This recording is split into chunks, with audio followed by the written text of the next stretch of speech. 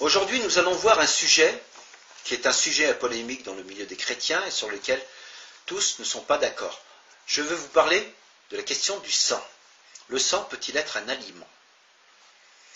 On va voir ce que la Bible nous dit à ce sujet. Les débats furent nombreux, et ce depuis fort longtemps, afin de savoir si les chrétiens peuvent ou non manger du sang. Au cœur même de ce débat se trouvait le passage du Nouveau Testament dans les Actes, chapitre 15, versets 13 à 32, et je soulignerai précisément les versets 20, 28 et 29 qui nous dit « Car il a semblé bon à l'Esprit Saint et à nous de ne mettre sur vous aucun autre fardeau que ces choses-ci qui sont nécessaires, qu'on s'abstienne des choses sacrifiées aux idoles et du sang et de ce qui est étouffé et de la fornication. Si vous vous gardez de ces choses, vous ferez bien, portez-vous bien. » Il est important de remarquer qu'il n'est pas dit « si vous voulez vous garder de ces choses ». Il est plutôt dit « si vous vous gardez de ces choses, vous ferez bien ». Cela ne sonne pas comme un choix, mais comme une ordonnance. Sous la loi, de nombreux textes interdisent formellement l'usage du sang comme un aliment. La question qui se pose est de savoir si cette interdiction a été perpétuée alors que nous ne sommes plus sous la loi, mais sous la grâce, autrement dit, de l'ère chrétienne. L'argument reposant sur l'interdiction de faire du sang un aliment repose sur Genèse, chapitre 9, verset 4. À lire. Avant la loi, et donc ne s'adressait pas seulement à la nation d'Israël. Cependant, restons conscients que de nombreuses recommandations avaient été données avant la loi, telles que le sacrifice, la circoncision, la dîme, et également l'interdiction de faire du sang un aliment, et qui ont été confirmées par la loi et par la suite rendues caduques avec la venue de Christ Jésus. Hébreux, chapitre 9, versets 10 à 11.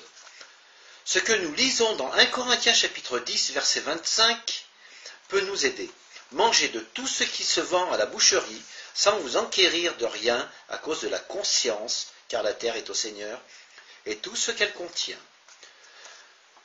Revenons donc à la question posée dans Colossiens, chapitre 2, versets 20 à 22, qui dit « Si vous êtes morts avec Christ aux éléments du monde, pourquoi, comme si vous étiez encore en vie avec ce monde, établissez-vous des ordonnances?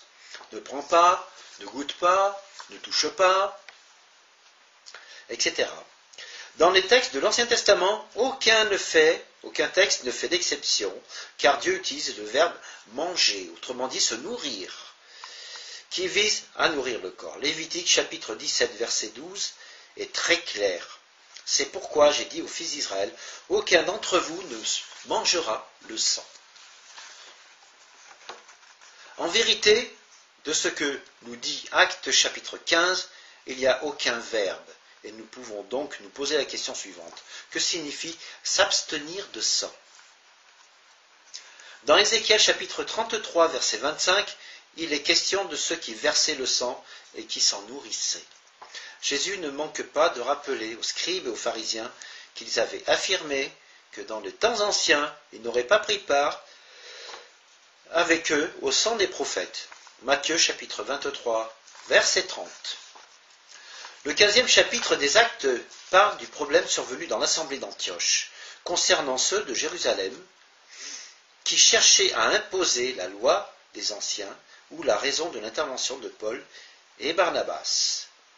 Ce fut un incident mineur sans conséquence, car ceux de Jérusalem étaient en dehors de leur juridiction, et de cette époque, chaque assemblée était autonome, n'ayant ainsi des comptes à rendre qu'à Dieu. À l'écoute des deux frères, les membres de l'église d'Antioche donnèrent des instructions afin que les croyants ne soient pas dans l'erreur.